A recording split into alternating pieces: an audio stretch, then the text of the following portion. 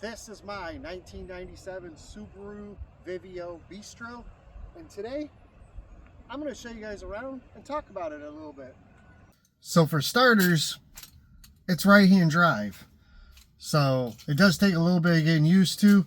Not a big deal, but that does mean that all of your functions on the steering wheel or behind the steering wheel are opposite.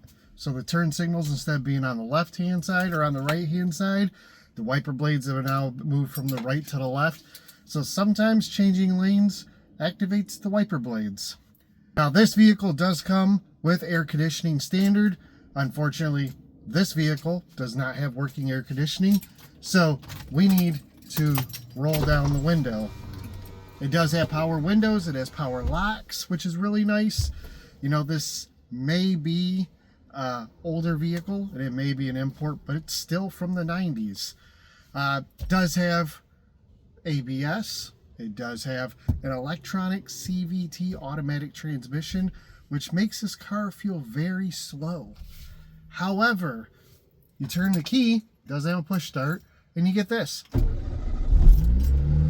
It runs. So of course,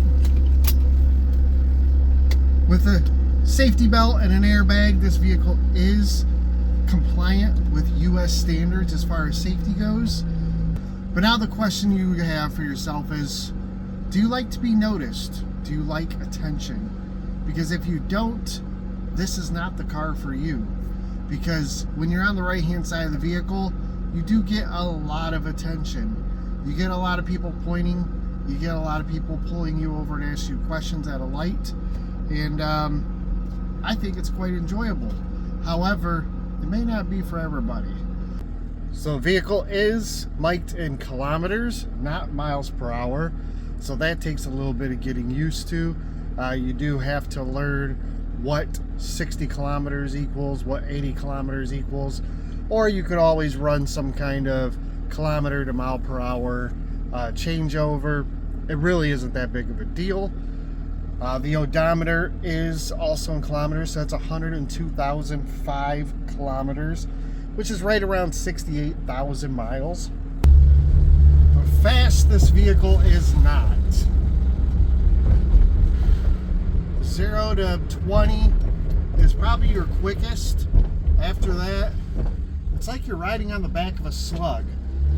No sport tuned suspension here, no sport tuned exhaust. Just a very standard ride.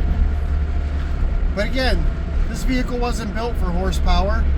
It was built for economy at nearly 36 miles per gallon on regular gasoline. I would say it does quite well for itself. So the gas tank holding just about 6 gallons at these current prices, you could still top off for just around $25.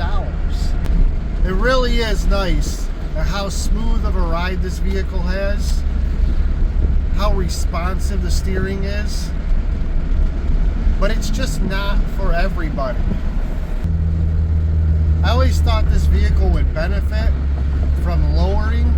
However, the suspension on here is definitely not fine-tuned. It's quite bouncy, and when you hit any decent sized bumps, it's pretty jarring.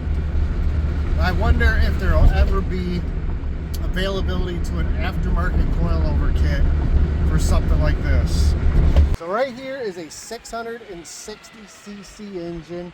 It is a 4-cylinder Clover 4 Subaru engine that on paper makes 63 horsepower.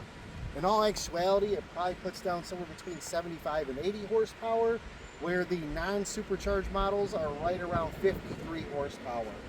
Now, 63 horsepower with 60 foot-pounds of torque and a 1,700-pound car that's this narrow is like riding in a go-kart. It's absolutely phenomenal to drive. Even though it is super slow, it's super nimble.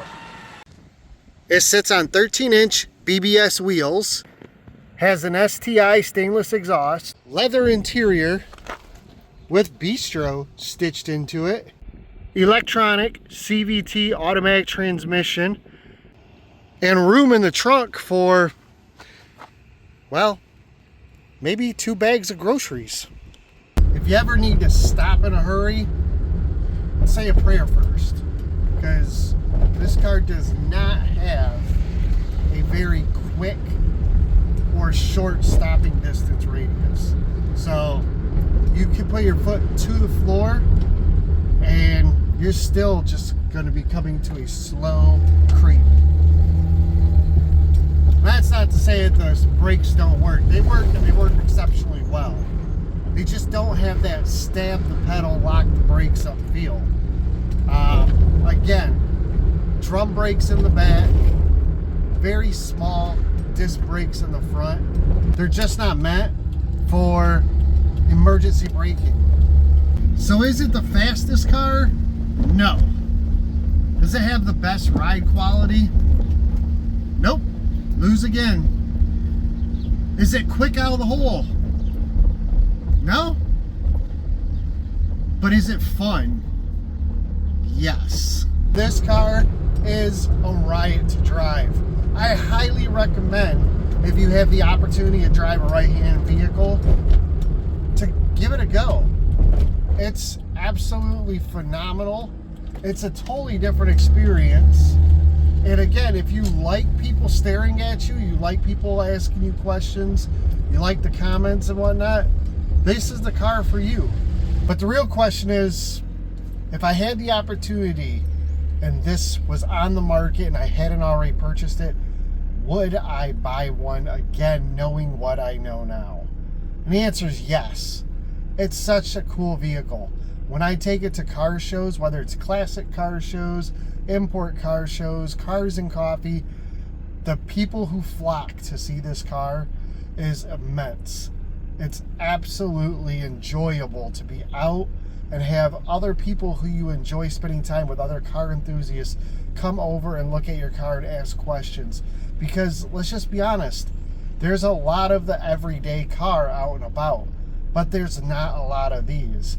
So people are interested. People want to know what it is that you're driving, and they want to know more about the vehicle. So yes, I would totally buy this car again. And again, if you have the opportunity to pick up a Bistro, I recommend it. They're really cool cars. But believe it or not, inside, this vehicle feels massive. My kids can sit in the back seat. They have plenty of room. Me, my wife inside the car, we have plenty of room. It's really interesting how such a small, narrow car can feel so large inside. So I hope you enjoyed today's video. If you did, make sure to hit the like button and leave a comment. Let me know if you have any questions or if there's anything you would like me to answer about the vehicle. And subscribe to the channel if you haven't already. I'm coming up on that 300 subscriber mark. I'd really like to get to the 500 before the end of the year. So I'm going to continue to do these update videos. I'll continue to do do-it-yourself videos to keep you guys motivated to work on your own vehicles, save money, save time. You guys take care, and I'll see you on the next one.